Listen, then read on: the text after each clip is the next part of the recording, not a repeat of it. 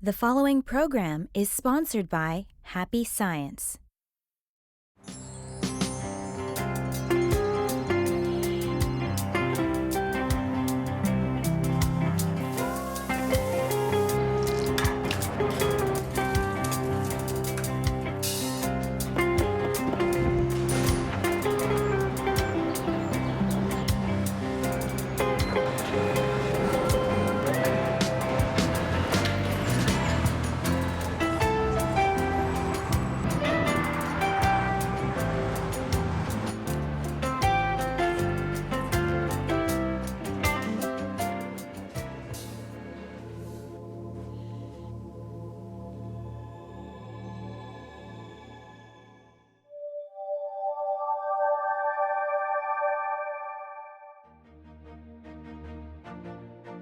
Hello, and thank you for accepting our invitation to happiness.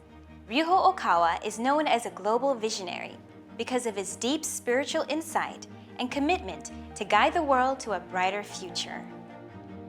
To accomplish this, he founded Happy Science Group in 1986, which is now a global movement in over 100 countries.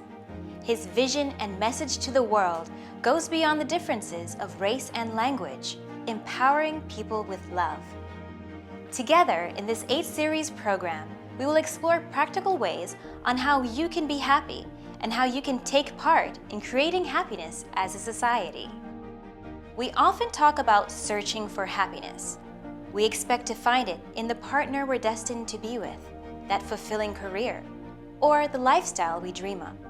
Ironically, these are the very things, our environment, our work, and the closest people around us that seem to determine our unhappiness too.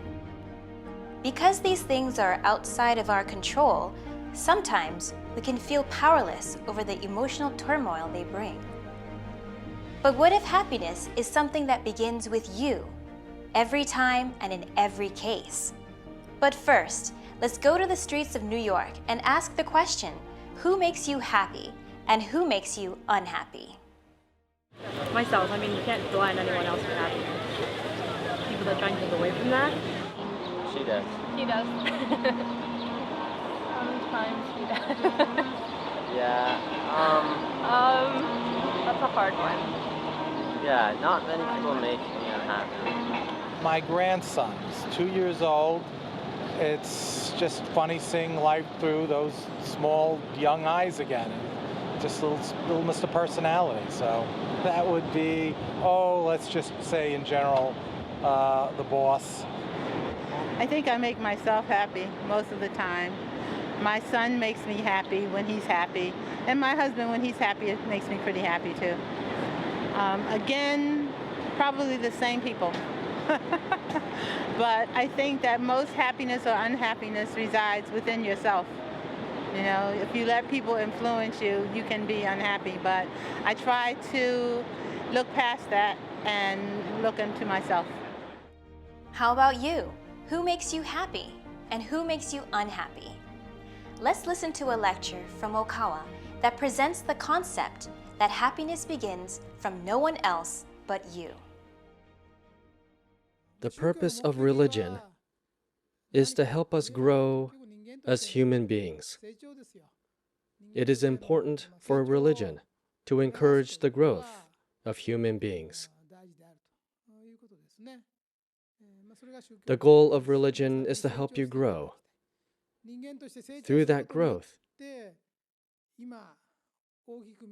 we can overcome and solve the problems, strife, frustration, and suffering that may appear insurmountable.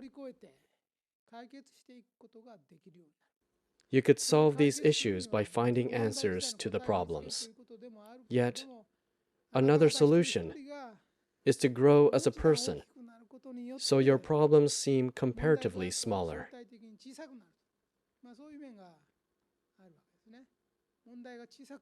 No one in this world is completely free of suffering.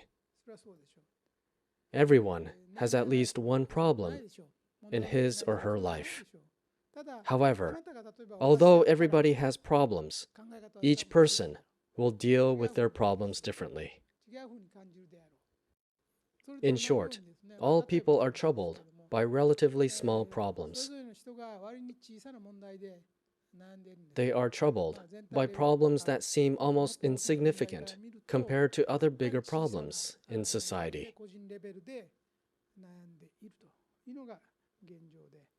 But as long as they cannot think beyond themselves, they cannot escape these problems. They cannot escape from their problems because they cannot transcend their framework as an individual.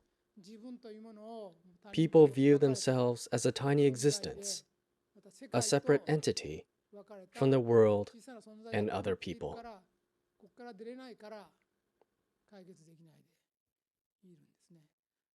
We must overcome this perspective and learn to think beyond our individual self. But how could we accomplish that? First of all, why can't we think beyond our individual self? Why do we only see ourselves as separate individuals? It is because we often set limits to ourselves. This limitation comes from an egocentric, self-centered mentality. If I say negatively, it could be called self-preservation. This tendency can also be seen in animals. Some people even think everyone is out to hurt them. Even if somebody compliments you, you may think he or she has ulterior motives. You become unable to trust anyone, not even your own family, spouse, or child. Many people are trapped in this kind of thinking. They suppress themselves, and in doing that, cannot release their true, innate power.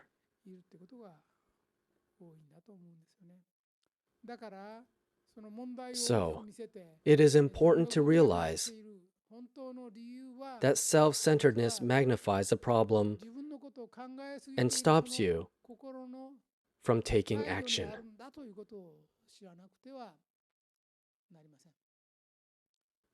You are actually thinking too much about yourself. Today, I would like to talk about 3 principles that are necessary for the proper cultivation of the mind.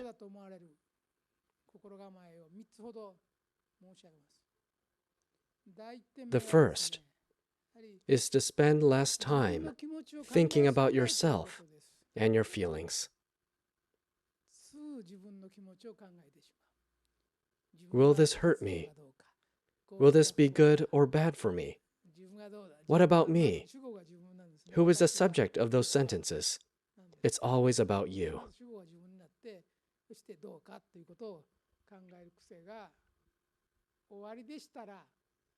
Try changing the subject of your sentences to someone other than yourself. It is difficult for people to become truly happy when their thoughts are self-centered. If all you think about is your pain or unhappiness, then you will never be happy. People who are really happy spend less time thinking about themselves. Once you understand this, you will find yourself not thinking about yourself at all. So firstly, if you have a tendency to think egocentrically, please change yourself to think about others more.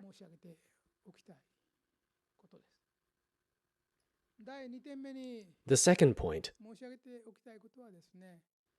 is to make efforts to recognize a diversity of value systems. People tend to believe in values that are convenient to them. This is related to the first principle. Most people have a one-track mind. However, there are different kinds of people and many ways of thinking and living, just as there are various kinds of butterflies. Yet most people only have their own thought pattern and deny others based on it. Take a mother who is always worried about the time. She lives by a tight schedule, and if her children are not punctual, she gets angry at them. No matter how well behaved her children are in other things, if they are not punctual, she gets angry and keeps blaming them. It does not matter if they get good grades, always keep their rooms tidy, or have many friends. She will not forgive her children if they are not on time. So if punctuality is the most important thing to the mother, she won't be able to forgive tardiness. It is easy for us to take a single perspective and apply it to everything around us. But we often don't even realize that and believe that it is the only way to live. So we tend to judge other people with our own perspective. But I want you to take a minute to consider that the world is made up of different people. In fact, part of our growth as human beings is to recognize the many different perspectives in the world and accept the various strengths of other people. Most of our personal conflicts happen because of this. Many people cannot accept various perspectives or different value systems. They hold a strong desire to believe their own perspective only. We must know that there could be a valuable way of life, even if it does not match your way or taste.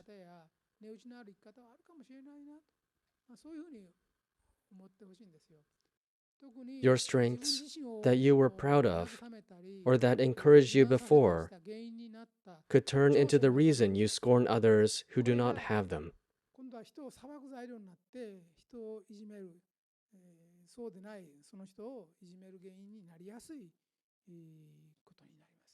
You must be careful so you do not judge others in this way. In fact, your strengths that brought you happiness can end up creating unhappiness. That is why it is important to accept multiple perspectives. It is a way to make us grow as human beings, in a way to make us more mature. This could be the major reason for many family feuds. For example, a well-educated father may blame an uneducated mother for their child's incapability. In case both parents are highly educated, their children do not have any excuses. So if they don't perform well academically, they are considered lazy. Children have many good characteristics that the parents do not have. So if you try to nurture the strengths of your child will change his attitude toward you. It is nothing but a burden for children to be simply compared with their parents' achievements. However, parents tend to look back on their childhood with rose-tinted glasses. They only remember their successes and forget about their failures. Many parents judge their children based on their glorified childhood memories, resulting in an unhappy family. Your attitude towards your spouse may be wrong as well. You may think you are objectively judging your spouse, but in fact, you could be just comparing your spouse to an old boyfriend or girlfriend. It is quite annoying to your spouse who wouldn't know about this. So, please try to have a more open mind and see things without bias. The idea of paying attention to our own thoughts might sound difficult, but is actually a very important exercise. It can be surprising how much time we spend thinking about ourselves and judging others based on our own ways of thinking. Let's go back to the lecture to learn more about how we can be more accepting of others. The third principle I want to mention is connected to the other two. It is the same and connected, but it is a very important point. If you want to live a happy life, please consider and practice forgiveness. Forgiving is a difficult task and is a religious state of mind. You must make efforts to have this mindset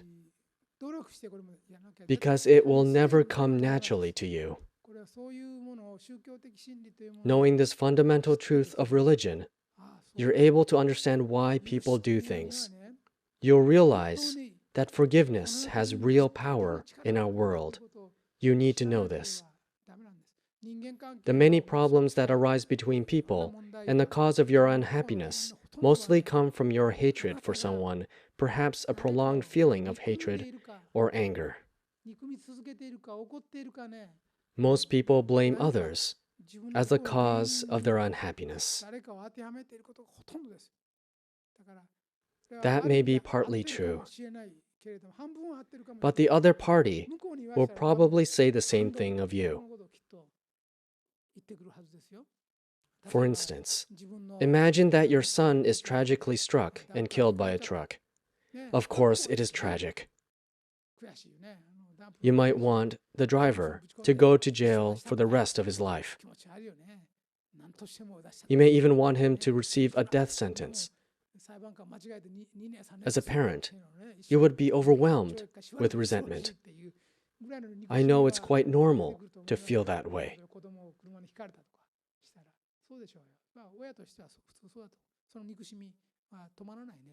But that resentment will never bring you any sort of happiness.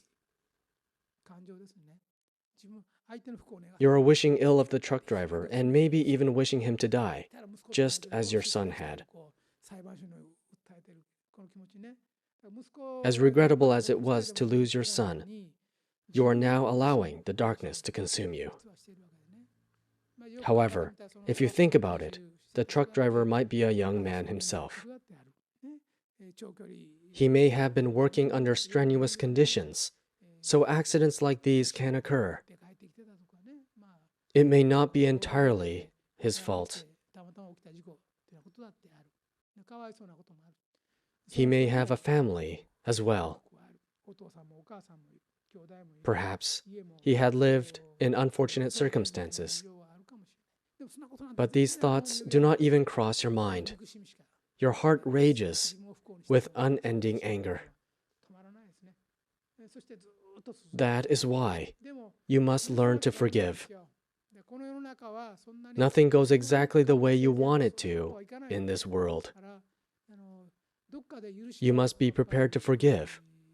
You need to know when to forgive, when to stop arguing and blaming, and realize that doing so won't make you happy. Others are suffering too. You need to forgive others at some point in your life. The same applies to issues between men and women. Perhaps a woman resents men, is afraid of them, or does not trust them. Even if she does meet a man who is different from the other men she has known, she may see him in the way and dismiss him. She may see him in the same way and dismiss him. That will make it difficult for her to find new love. The same goes for men. A man might be afraid of women due to repeated rejections. Whenever he sees a woman he is attracted to, he would keep away from her in fear of rejection. Men are weak. This is really true. Preconceptions will get the best of you if you let them. That is why we need to forgive. Forgive people who you think did you wrong.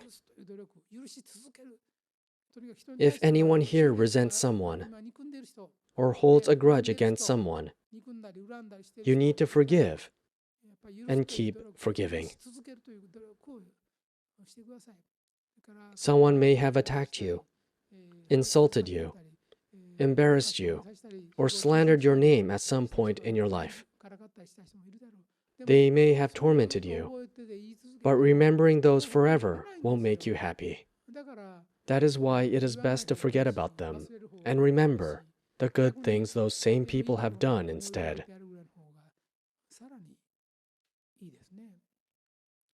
If you find yourself judging, resenting, or being angry at people you see as hurting you, you need to overcome those emotions. Forgiveness is not an abstract concept. It is not just a word. It is not abstract. It is an essential factor to make you happy. If you cannot do this, you will never find happiness in this world. I am sure there will be people in your life who do not behave exactly the way you want them to, and there will be aspects of your past that did not go exactly the way you wanted them to. But through the act of forgiveness, you will be able to let go of these and attain peace. You will find that by forgiving people, you will sleep much better at night, perhaps the best you have ever slept. When you go outside, the air will taste fresher, the sun will feel warmer, and you will understand people's feelings for the first time in your life. Those who hate others are really afraid of them and cannot enjoy such blessings. They only think of themselves. I have talked about this before, but the past is unchangeable. We can, however, change the future. We can only reflect on the past, but we can focus on making a better future for ourselves. Additionally, if we change our present mental attitude, we will see the past in a different light. I have said this before. If you are happy right now, then what that means is every person you have met in your life appeared before you in order to make you happy, including the boss who fired you, or the woman who left you. If you are happy in your life right now, then that is what they were there for. They were subtly giving you advice on how to live as a human being. All those people whom you thought were hurting you were actually making you happy. That is why you must let go of any superficial grudges. If you are happy right now, then everything will go well. Forgiveness has power in this world. One of many types of love, forgiveness is especially strong in religious power. Please think like this. There is Buddha nature in all of you. People are wonderful beings. Therefore, it is important to have wonderful people grow more wonderful. Not only do you have the right to be happy, you also have a duty to be happy. You have a duty to be happy. Others have a duty to be happy too. The people you resent also have a right and a duty to be happy. If each person becomes happy, the world will turn into a utopia. Please affirm the existence of others. There are different perspectives and different ways of living. People have many good qualities. People each have wonderful qualities. Some of the things you see as shortcomings may actually be your excellent character. All people are children of God and Buddha. All of you have potential. You can all change. You all have the right to be happy just as you are, and you can become happy. If you change how you look at things, the world will look different. Just remember that all humans can grow and mature. Through the process of maturing, you can overcome all wrongdoings, hardships, your own sin, sin committed by others, and things that seem to be obstacles. It would give me great pleasure if you would think this over. The bottom line is that you won't ever become happy by blaming others or your environment. If there is someone that you dislike, we need to be the ones to take the first steps to forgive. Everyone not only has the right to be happy, but has the duty to become happy. Let's accept the existence of others and pray that you and others will become happy.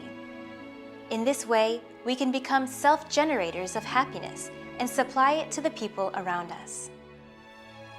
If you would like to learn more about Okawa and the teachings of happy science, visit ryuho-okawa.com or call us at 1-404-892-7770. Here at Atlanta Temple, you will find all of Okawa's publications. We are here to support you in solving your workbook of life. Come join us for weekly Sunday workshops, weeknight study and meditation sessions, and open seminars. Once again, thank you for accepting our invitation to happiness. And join us next week where we will be exploring the topic of building your future, the formula for making dreams come true. See you next time. To improve your relationship with others, try the meditation exercise in Invitation to Happiness, the handbook for living a joy-filled, inspired life. Downloadable music available at okawabooks.com.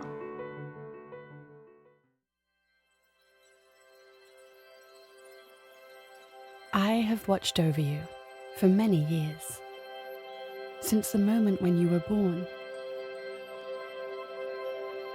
Your first steps, your first bike ride,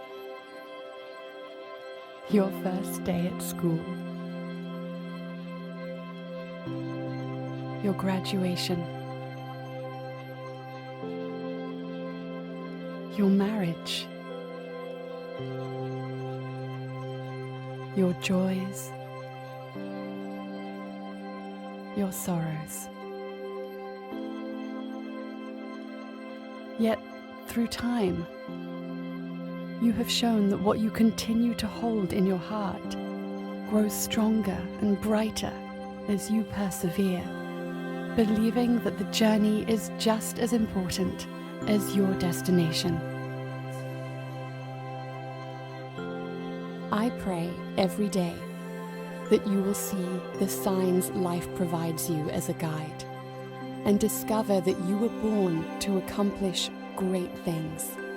Remember who you are. Remember what you were born to do. Become a light for the world. Believe. Be inspired again.